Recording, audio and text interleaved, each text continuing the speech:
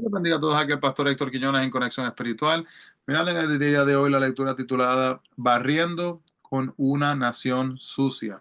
Habacuc, capítulo 1. Señor, te adoramos, te agradecemos, Padre, por la oportunidad, Señor, de poder continuar el estudio, Señor, de los profetas menores.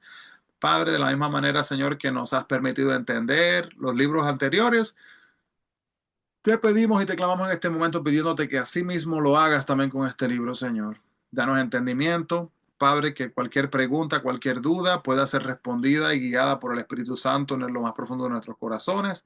Padre, y que podamos continuar teniendo hambre de tu palabra diariamente. Te agradecemos, Padre, por la bendición de cada hermano, cada hermana que se conectan con nosotros. Y te pedimos, Padre, que puedan ver tu mano manifestarse en sus vidas, que puedan, Padre, Señor, darte la gloria y la honra, que podamos escuchar los testimonios de lo que estás haciendo en sus vidas. En el nombre de Jesús lo pedimos todo, mi Dios. Amén y amén. Así que, hermanos, vemos entonces acá que en Habacuc, pues Habacuc entonces profetizó en Judá antes de su destrucción final por Babilonia. Sinceramente intrigado de que Dios intentara castigar a Judá mediante una nación mucho más impía que ella misma. Habacuc entonces viene y cavila sobre algunas cuestiones desconcertantes. ¿Por qué un Dios justo permanece callado? ¿Por qué el clamor de los fieles parece no oírse? Se ha hecho estas preguntas, no son las únicas, hay más que son vistas en este libro. ¿Por qué la respuesta verdad de estas palabras, de estas preguntas, vienen en la declaración de un principio eterno de la soberanía de Dios? Y es el hecho de que Dios ajustará, hermanos, cuentas a los impíos, a su manera y en su tiempo. Mientras tanto, los justos deben de continuar confiando en Dios. Así mismo como dice Habacuc, capítulo 2, versículo 4. Las divisiones del libro, hermano, están del capítulo 1 al capítulo 2, 20, es la perplejidad de Habacuc. Y vemos ahí cuatro secciones diferentes. Primera pregunta es el pecado de Israel. Primera respuesta es la invasión de Babilonia. Segunda pregunta, el pecado de Babilonia. Y luego la última sección de esa parte, segunda respuesta, destrucción de Babilonia. Y el capítulo número 3, que es la oración de Habacuc, donde vemos aquí oración y también vemos asimismo alabanza. Los temas principales, barriendo con una nación sucia, usando una escoba aún más sucia y cómo solo Dios puede hacerlo. Preguntas y respuestas y también un momento donde mostramos, se muestra en la lectura asombro y también adoración. El lugar es Judá y tomó lugar aproximadamente en el 607, asimismo antes de Cristo. El libro de Habacuc, el propósito era mostrar que Dios tiene las riendas del mundo a pesar del aparente triunfo del mal. El autor es Habacuc. Destinatario fue escrito entonces asimismo para Judá, el reino del sur, y el pueblo de Dios en todas partes, entre las fechas 612 y 588 antes de Cristo. Marco histórico, Babilonia se convertía en potencia mundial dominante y Judá pronto experimentaría esta fuerza destructiva. Personas claves, Habacuc, los caldeos babilonios. También vemos acá lo que es el libro de, la palabra clave es Judá. Y el bosquejo tenemos el capítulo 1 al 2:20, queja de Habacuc y oración de Habacuc en el capítulo 3. Podemos ver entonces, hermanos, asimismo, que el libro de Habacuc, más que los sermones de un profeta, es la saga de un profeta agobiado con un problema. Examinando entonces a su Judá natal, Habacuc observa violencia e injusticia por doquier. Lo que él ve le deja perplejo y profiere a Dios una serie de preguntas. ¿Por qué el impío prospera en tu nación, Señor? ¿Por qué los justos son abatidos? ¿Por qué no haces algo para corregir los males de la sociedad? La respuesta es aún más sorprendente que las condiciones de Judá. Yo estoy haciendo algo, Habacuc. Yo voy a usar una nación aún más corrupta que Judá, los caldeos, para limpiar mi pueblo de los malos caminos. En incredulidad, Habacuc responde, ¿cómo el nombre de la santidad puede hacer esto, Dios? Y cuando Dios pacientemente contesta las preguntas del profeta, Habacuc reacciona en oración y alabanza con una fe que ha resonado a través de los siglos, mientras nosotros todavía podemos seguir mirando a sí mismo en la palabra de Dios. Entonces, el libro de Habacuc nos muestra a sí mismo entonces el capítulo 1:1 que Habacuc vivió en Judá durante el reinado de Joacim, profetizó entre la caída de Nínive, que era la capital de Asiria, en el 612 a.C. y la invasión de Judá en el 589 a.C. Con Asiria desorganizada, Babilonia se convertiría entonces en la potencia mundial dominante. Este libro narra el diálogo del profeta con Dios al preguntarle, ¿verdad? Que por qué parece indiferente ante el mal, que por qué pareciera como si la gente malvada quedase en castigo. Y si bien otros libros proféticos llevan la palabra de Dios al hombre, este libro lleva las preguntas de los hombres hacia Dios. Así que, hermanos, es un libro que podemos, no es muy largo, ¿verdad?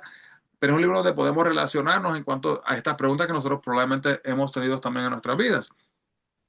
Entonces, Habacuc, entristecido por la corrupción que veía en su alrededor, a su alrededor, volcó su corazón a Dios. Y en la actualidad, la injusticia sigue fragante, pero no permita, ¿verdad?, que la preocupación y la duda y las dificultades de la sociedad nos hagan dudar, ¿verdad?, en nuestras mentes de que Dios sigue estando bajo control.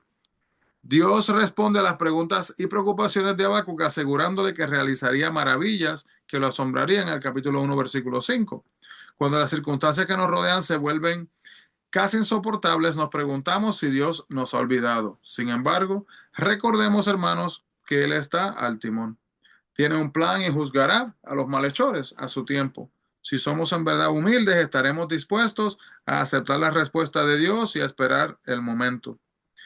Dios dijo que los habitantes, dijo a los habitantes de Jerusalén que se sorprenderían de lo que estaba a punto de hacer. El pueblo vería una serie de hechos increíbles. Por ejemplo, vemos que Judá, su propio reino independiente y próspero, pronto sería una nación sometida. Egipto, una potencia mundial durante siglos, sería aplastada casi por completo. Nínive, capital del imperio asirio, sería tan saqueada que el pueblo olvidaría dónde estaba localizada. Y los caldeos babilónicos se levantarían con gran poder. Eran palabras realmente sorprendentes, hermanos, pero el pueblo pudo ver a sí mismo su cumplimiento de estas profecías. Los caldeos babilonios que vivían al noroeste del Golfo Pérsico surgieron con gran poder alrededor de 630 a.C. y comenzaron a imponerse en el imperio asirio. Ya para el año 605 a.C. habían conquistado a Siria y Egipto para convertirse en la primera potencia mundial. Sin embargo, eran tan malvados como los asirios porque buscaban cautivos, estaban orgullosos de sus tácticas de guerra y confiaban, hermanos, no en Dios, sino que confiaban en su poder militar. Los ejércitos podían conquistar ciudades fortificadas porque construían terraplenes, macizos de tierra que acumulaban contra las murallas. Los babilonios estaban entonces orgullosos de su poder militar, de su estrategia, de sus ejércitos también y de sus armas y de toda su milicia. Como no respetaban al ser humano, sus ejércitos llevaban a su nación riquezas, botines, prisioneros y tributos también, hermanos, de las naciones que iban a sí mismo conquistando. Tal es la esencia de la idolatría, que pedir a los dioses que fabricó su ayuda para obtener lo que deseaban. La esencia del cristianismo es pedirle al Dios que nos hizo, que nos ayude a lograr lo que deseamos. La meta de la idolatría es su gloria. La meta del cristianismo, hermano, no es nuestra gloria, es la gloria directa de Dios. Judá, en capítulo 1:13, Judá recibiría su castigo de manos de los babilonios. Habacuc se sintió consternado porque Dios iba a utilizar una nación más malvada que Judá para castigarlo. Pero los babilonios no sabían que Dios los utilizaba para que Judá volviera a él. Y el orgullo de Babilonia por sus victorias sería su ruina. El mal es autodestructivo y nunca está fuera, hermanos, del alcance de Dios. Él puede utilizar cualquier instrumento, aunque sea poco común, para corregirnos o de igual manera para castigarnos también. Cuando nos merecemos el castigo o la disciplina, ¿cómo podemos quejarnos por la clase de vara con la que Dios asimismo nos castiga? Así que, hermanos, ¿qué hará usted? ¿Qué haré yo? ¿Qué haremos al escuchar la palabra de Dios?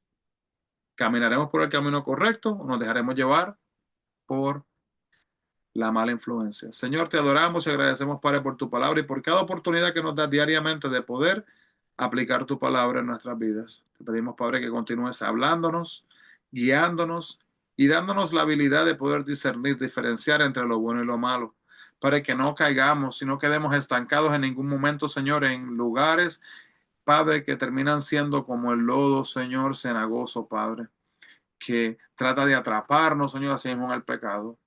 que podamos vivir vidas que busquen agradarte, vidas, Padre, separadas del pecado, Señor. En el nombre de Jesús pedimos estas cosas, mi Cristo. Amén y amén. Así que Dios les bendiga grandemente a todos, hermanos. Bendiciones a todos y no se olviden, busquemos la presencia del Señor. Dios les bendiga.